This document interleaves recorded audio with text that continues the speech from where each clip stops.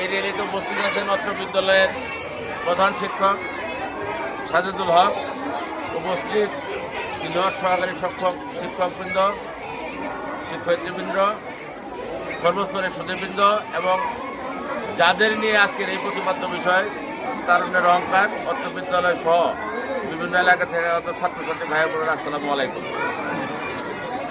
আপনারা জানেন যে বিগত 5ই আগস্ট সরকারের যে পরিবর্তন সংগঠিত হয়েছে তারুণ্যের শক্তিতে।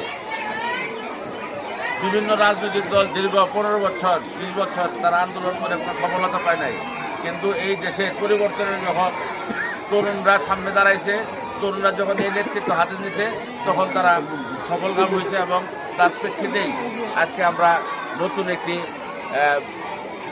পেয়েছি, দেশ পেয়েছি, সমাজ ব্যবস্থা পেয়েছি।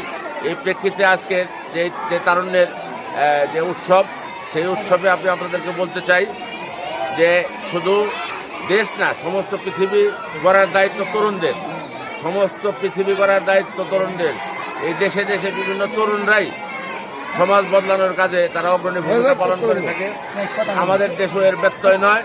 এখানে যারা তরুণ সমাজ রয়েছে তাদের উদ্দেশ্য করে বলবো, তোমরা নিজেরাও এই পৃথিবীর দায়িত্ব নেওয়ার মতো করে গড়ে উঠবা এবং আপনারা যারা অভিভাবক রয়েছেন তাদেরকে অনুরোধ করব, আপনাদের সন্তানকে শুধু একজন চাকরিজীবী বানানোর জন্য, একজন ব্যবসায়ী বানানোর জন্য, আপনার পরিবারের একজন উপার্জনক্ষম ব্যক্তি বানানোর জন্যই গড়ে তুলবেন না।